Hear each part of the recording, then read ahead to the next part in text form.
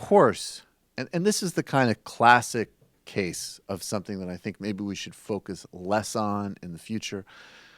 But the meltdown that the Trump people have had about crowd estimates matters partially because it's kind of entertaining, but also because it shows that there is a level of lying that they are going to engage in that transcends, it's past that.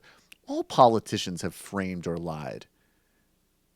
And even the Bush administration that did complete sort of reality creation was still within a realm of recognizable reality.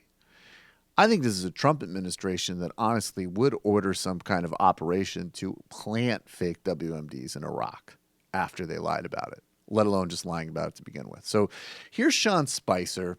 Someone's already joked that this is his first hostage video, and you just knew that Trump was there behind being like, Sean, people are saying that no one was at the inauguration, and you need to get out there, and the press, they're horrible, they're disgusting. You need to set them straight. This was the first statement from a press secretary for the President of the United States. And just to be clear again, this is the press secretary for the office of the President of the United States. This isn't just a spokesperson for a orange-faced narcissist, sexual assault bragging lunatic. This is also someone who represents the office. Scott Spicer on Saturday talking about inaugural crowd sizes and an MLK bust. Check this out. Secondly, photographs of the inaugural proceedings were intentionally framed in a way, in one particular tweet, to minimize the enormous support that had gathered on the National Mall. This was the first time in our nation's history that floor coverings have been used to protect the grass in the mall. That had the effect of highlighting any areas where people were not standing, while in years past, the grass eliminated this visual. This was also the first time that fencing and magnetometers went as far back on the wall, preventing hundreds of thousands of people from being able to access the mall as quickly as they had in inaugurations past. Inaccurate numbers involving crowd size were also tweeted. No one had numbers because the National Park Service, which controls the National Mall, does not put any out. By the way, this applies to any attempts to try to count the number of protesters today in the same fashion. We do know a few things, so let's go through the facts.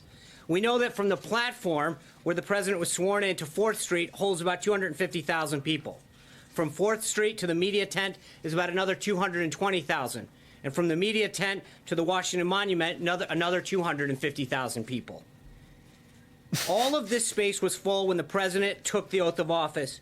We know that 420,000 people used the D.C. Metro public transit yesterday, which actually compares to 317,000 that used it for President Obama's last inaugural. This was the largest audience to ever witness an inauguration, period, both in person and around the globe. Even the New York Times printed a photograph showing that a misrepresentation of the crowd in the original tweet in their paper, which showed the full extent of the support, depth, and crowd and intensity that existed. These attempts to lessen the enthusiasm of the inauguration are shameful and wrong. So what's amazing here is that clearly, like, Trump has not written anything down for him, or maybe he scribbled something in Sharpie, but you can tell, like, the only person that can talk like Donald Trump is Donald Trump. So, like, intensity, crowd, like, you can hear that he's literally gotten, like, the marching orders from Donald Trump. Now, we're about to get to the Trump whisperer, Kellyanne Conway, who is her own sort of fascinating subplot in the sci-fi dystopia we're living in.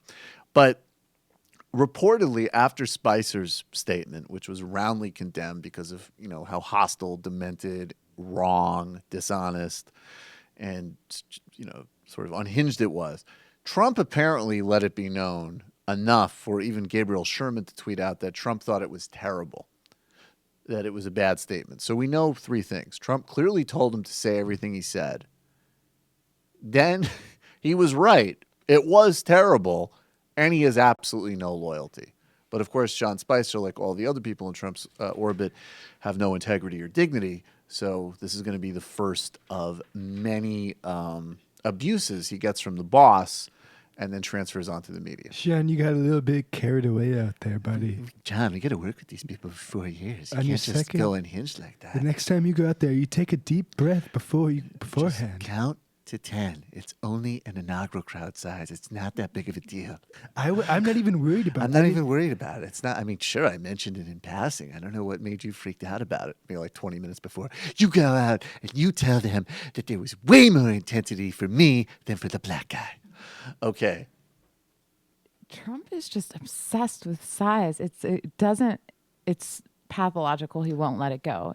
His hands. I wonder why. Well, the crazy thing is there was a spin available for him, which is kind of obvious, is that my voters don't have the luxury They're of working getting on a people. train. They can't come to D.C. But he can't bring himself to admit Yeah. that the numbers were low. Right. So Right. you'd have to admit that in order to go with that spin. Which also, I mean, we always knew he was going to lie about health care, but I will say it was pretty interesting that it was confirmed the weekend after his people didn't show up.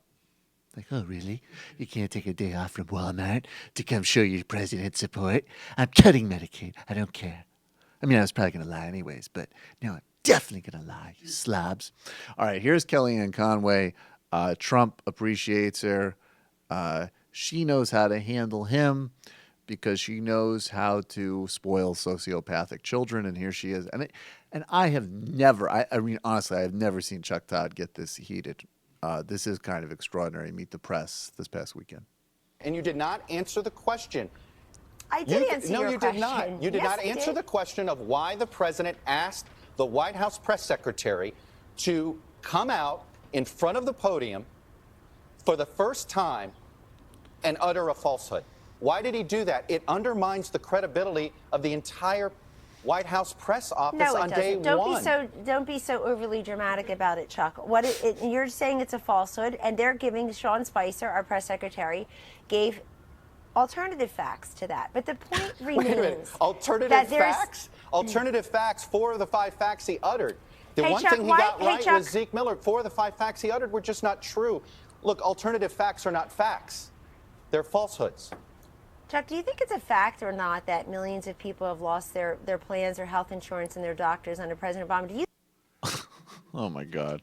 So there you go. And now, Hey, it's Sam Seder. Why don't you subscribe to this channel? You can do so right over here.